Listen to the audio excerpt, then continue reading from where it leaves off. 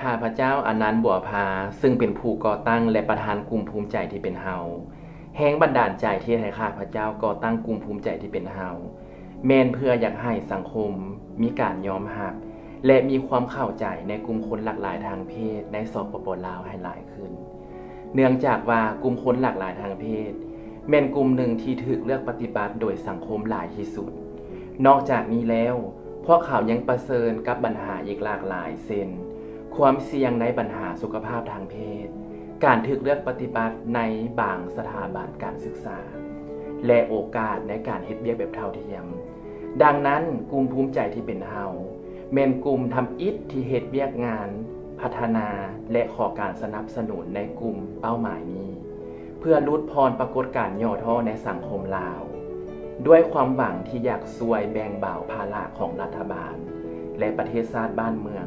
เพื่อแก้ไขปัญหาอันซับซ้อนในกลุ่มชุมชนนี้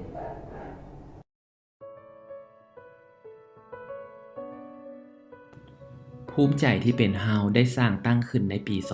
2012 เพื่อสนับสนุนให้กลุ่มวัยหนุ่มหลากหลายอยู่ในสปป.ลาวมีรูปแบบในการดำรงชีวิตที่ดีขึ้นการเฮ็ดเวียกในเบื้องต้นแม่นยกเอาปัญหาความสำคัญของการเฮ็ดเวียกต่อต้านพยาธิเอดส์ในกลุ่มเสี่ยงโดยเฉพาะแม่นการสร้างจิตใต้สำนึกให้แก่บรรดาผู้สร้างนโยบายให้เห็นความสำคัญในการต่อต้านพยาธิเอดส์ในกลุ่มคนหลากหลายทางเพศในปี 2015 พวกเฮาได้จัดงานวันไอดาฮอตข้างทำอิฐในสปป.ลาวโดยการสนับสนุนจากสหภาพเอโรปรัฐบาลแสงดาราได้กลายเป็นผู้เฮ็ดเวียกขอการสนับสนุนที่เป็นผู้หญิงข้ามเพศคนทำอิฐที่ถูกสัมภาษณ์โดยโทรภาพแห่งชาติเกี่ยวกับประเด็นความเป็นเพศในลาวซึ่งเป็นข้อความที่มีความหมายให้แก่สังคมลาว I think today is really important for them be like this is myself ในปี 2016 สหภาพเอโรปยังสืบต่อเป็นคู่ร่วมงานของพวกเฮาในการจัดงาน Idahot ครั้งที่ 2 อีกเทื่อหนึ่งโดยมีคู่ร่วมงานทางด้านการทูตและสมาคมพลเรือนหลายขึ้น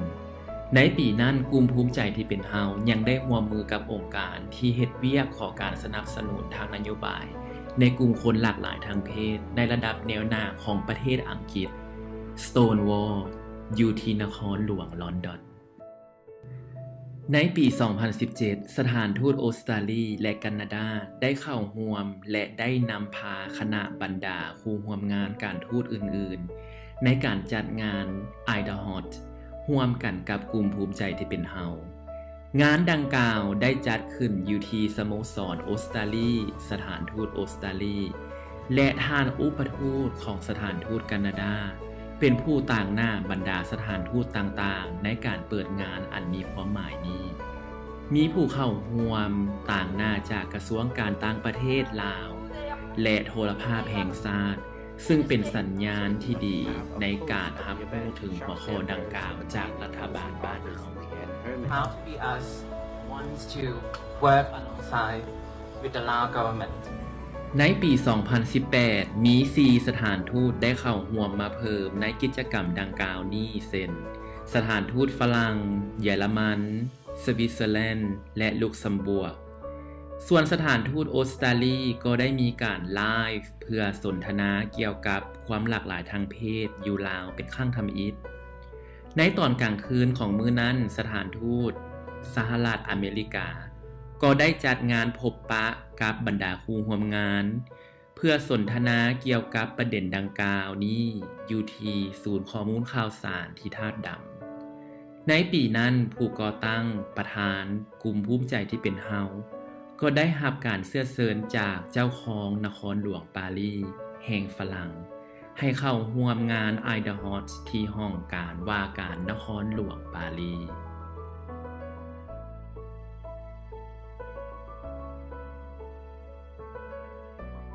ในปี 2017 กลุ่มภูมิใจที่เป็นเฮาได้เริ่มขยายตัวใหญ่ขึ้นและได้รับทุนช่วยเหลือจากองค์การ INGO ของประเทศเนเธอร์แลนด์ MCNV ภายใต้โครงการวิธีการสื่อสารแบบมีแนวคิดประดิษฐ์สร้าง ซึ่งโครงการนี้ได้ช่วยให้พวกเฮาเข้าร่วมกิจกรรมและมีการร่วมมือกับองค์การจัดตั้งต่างๆของสังคมในนครหลวงเวียงจันทน์ทั้งภาคส่วนสมาคมภาคส่วนองค์การจัดตั้งสากลและผู้ร่วมงานภาครัฐนอกนั้นพวกเฮาก็เริ่มเฮ็ดเวียกอยู่ในระดับแถวหน้าในขอบเขตประเด็นความหลากหลายทางเพศอยู่ลาวในท้ายปี 2017 พวกเฮายังได้จัดงานวางแสดงรูปภาพที่เกี่ยวกับความหลากหลายทางเพศอยู่ในบ้านเฮาเป็นครั้งทำอิฐให้สาธารณะได้เข้าร่วมงานดังกล่าวได้ดึงดูดความสนใจจากพ่อแม่และครอบครัวของชุมชนกลุ่มคนหลากหลายทางเพศและหลายคนเรียกร้องให้พวกเฮาเฮ็ดกิจกรรมดังกล่าวนี้ให้ใหญ่กว่าเก่าเพื่อให้หลายๆภาคส่วนได้มีโอกาสเข้าร่วมโดยเฉพาะพ่อแม่และสมาชิกครอบครัวของชุมชนกลุ่มคนหลากหลายทางเพศ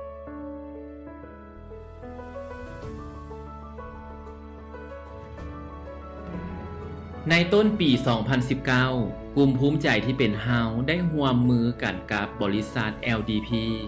และคณะนิติศาสตร์และรัฐศาสตร์มหาวิทยาลัยแห่งชาติในการเฮ็ดบทค้นคว้าในหัวข้อความหลากหลายทางเพศในบอนเฮ็ดเวียกซึ่งเป็นการศึกษาค้นคว้าเกี่ยวกับนโยบายการจ้างงานในกลุ่มคนหลากหลายทางเพศในนครหลวงซึ่งเป็นครั้งทำอิฐที่มีการศึกษาค้นคว้าในหัวข้อนี้ในประเทศลาวโครงการดังกล่าวได้รับการสนับสนุนโดยรัฐบาลแคนาดา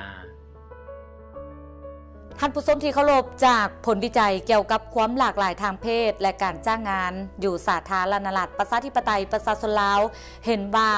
65ส่วนห้อยมีทัศนคติที่ดีอีก18ส่วนห้อยบ่ออกความเห็นและ17ส่วนห้อยแม่นมีทัศนคติปานกลางฉะนั้นการจ้างงานอยู่ลาวส่วนหลายแม่นเน้นใส่เรื่องความรู้ความสามารถเป็นหลักจัดขึ้นที่คณะนิติศาสตร์และรัฐศาสตร์มหาวิทยาลัยแห่งชาติโดยการเข้าร่วมของทานภูวงศ์วิไลแสงรองคณบดีคณะนิติศาสตร์และรัฐศาสตร์มหาวิทยาลัยแห่งชาติมีตัวแทนจากสถานทูตแคนาดาประธานบริษัท LDP และประธานภูมิใจที่เป็นเฮาพร้อมด้วยครูอาจารย์และนักศึกษาเข้าร่วม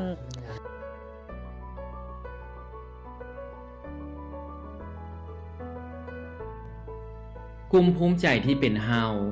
ยังเป็นหนึ่งในคณะเฮ็ดเวียกร่วมในการห่างแผนยุทธศาสตร์แห่งชาติว่าด้วยการพัฒนาวัยหนุ่ม 2019-2030 ในสปป.ลาวนี่แม่นครั้งทำอิฐที่ผู้ต่างหน้าจากกลุ่มคนหลากหลายทางเพศถูกเชิญเข้าร่วมในเวียกงานแห่งชาติ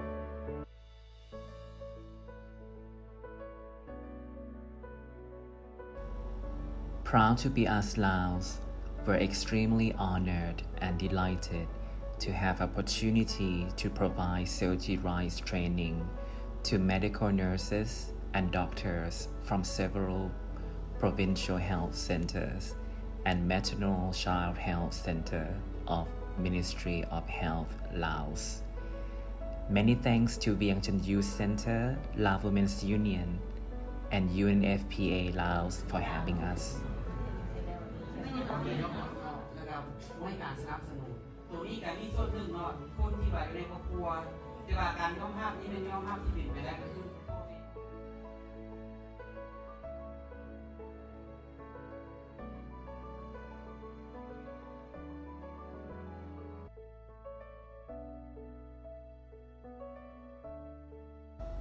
Proud to be us Laos, Community Health and Inclusion Association,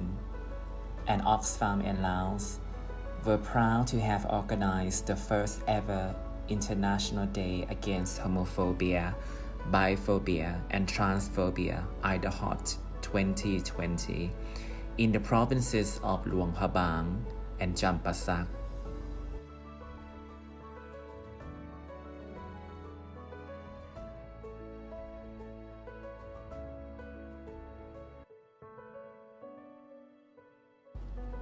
We would like to thank you, International Republican Institute,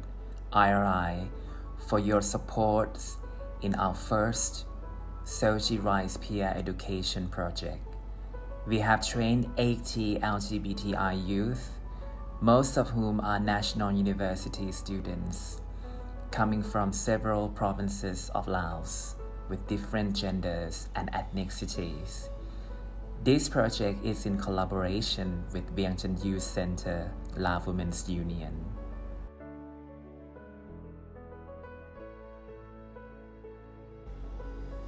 Proud to be as Laos had a great honor to work with Norwegian People's Aid, NPA,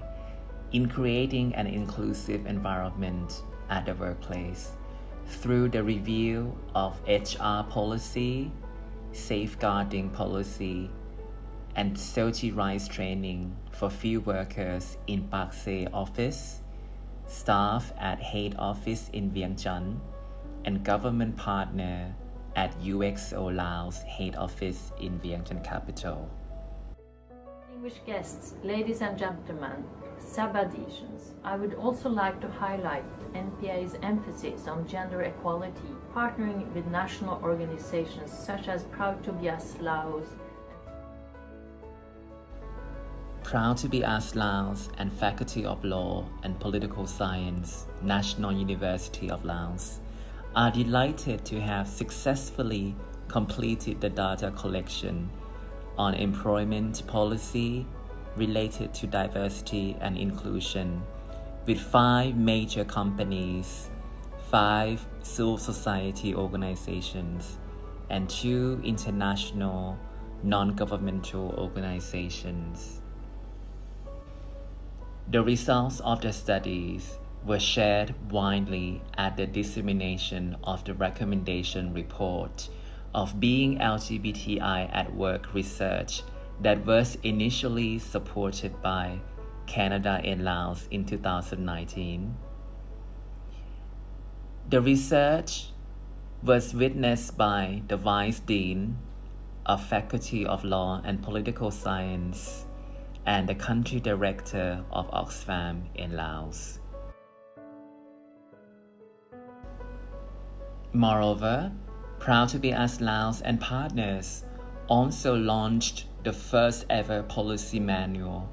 on the promotion of diversity and inclusion in the workplace and insights of Lao lawyers towards sexual and gender diversity issues in the Lao PDR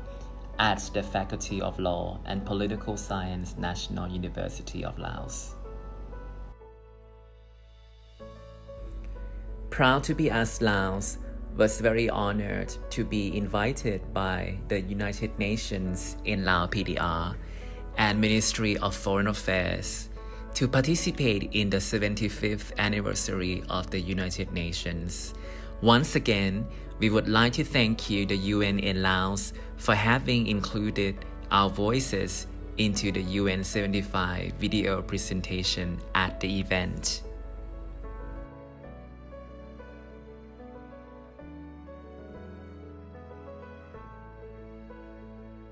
We would like to express our sincere gratitude and appreciation to the British Ambassador to the Lao PDR for having given the opportunity on behalf of founder and president of Proud to be as Laos and the alumnus of Chevening Scholarship to give a message on diversity and inclusion for the sustainable development of the Lao PDR that witnessed by the Lao Foreign Minister and other Lao government officials. In the occasion of the 65th anniversary of Laos-UK diplomatic relations. Proud to be as Laos was extremely honored and delighted to have a chance to be one of the 6 panelists at the exchange experience and increased understanding of participation in development and access to social services of men, women, people with disabilities, and people with sexual and gender diversity. Along with the Director General of Lao National Commission for the Advancement of Women, Member of the Parliament and Vice President of the Laos National Chamber of Commerce and Industry, LNCCI, Associate Dean of National University of Laos, Director General of Labor Protection of the Laos Federation of Trade Union, and the Deputy Director General of Career Development Department of Laos Youth Union. เรื่องหลากหลายทางเพศกับมันต้องมีสิทธิ์เท่าเทียมกันหลากหลายทางเพศเป็นอย่างที่เราจัดอยู่ในกลุ่มที่ด้อยโอกาสเนาะองค์การอนามัยโลกสหประชาชาติเนาะได้มีการถอดกลุ่มคนหลากหลายทางเพศออกจากบัญชีคนป่วยทางจิตในปี 1990 ก็เลยเฮ็ดให้มีขบวนการเฮ็ดเวียกตัวนี้เกิดขึ้นในทั่วโลกย้อนว่าคนรังเกียจย้อนบ่เข้าใจคือว่าพระเจ้าเป็นคนโลเลนะก็เลยเห็นให้กลุ่มคนตัวนี้ยัดอยู่ในเป็นกลุ่มคนที่ด้อยโอกาส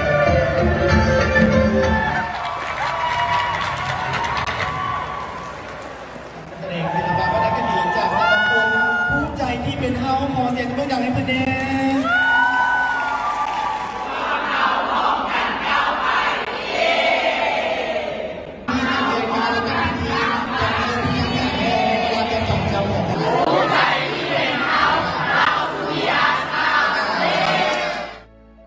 We were extremely delighted to launch the official orientation of the project Voice of Children and LGBT Against Discrimination and Family Violence together with our partners from NCA and Laos Women's Union. With a total fund of slightly over 400 million G.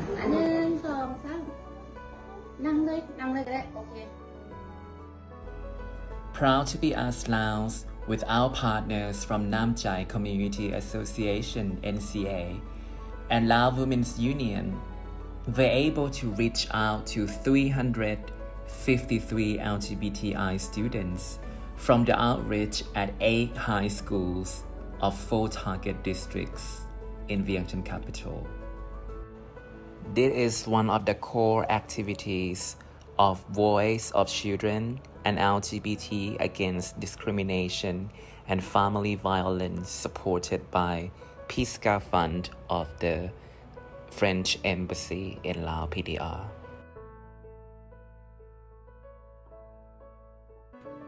ผลสำเร็จของพวกเราจะบ่เกิดขึ้นได้โดยบ่มีการสนับสนุนจากบรรดาผู้ร่วมงานจากหลายภาคส่วนต่างๆทั้งภายในและต่างประเทศและพวกเราขอขอบใจผู้สนับสนุนทั้งหมดสำหรับการช่วยเหลือของพวกทานในหลายปีผ่านมาพวกเราหวังว่าพวกทานจะสืบต่อสนับสนุนพวกเราในการเดินทางครั้งนี้ซึ่งเฮ็ดเวียกร่วมกับสังคมลาวเพื่อให้กลุ่มคนหลากหลายทางเพศมีความสามารถและมีคุณค่า